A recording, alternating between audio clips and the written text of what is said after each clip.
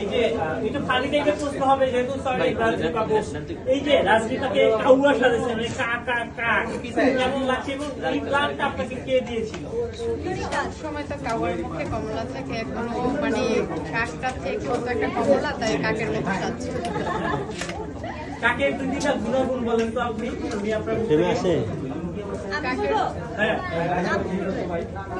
আমি বলি কাক হচ্ছে মানুষের সব থেকে পরোপকারী বন্ধু। কারণ এই যে কাক কিন্তু আমাদের আশেপাশের ময়লা আবর্জনা খেয়ে কিন্তু পরিবেশ রক্ষা করে। কে সেটা? কাক। তারপর কি করে বলেন তো, কাকে দলবদ্ধতা আছে, ওরা দল বেঁধে থাকে। আমাদের মানুষদের মতো স্বার্থপর না কাক। কাকে দেখে আমাদের অনেক কিছু শেখার আছে।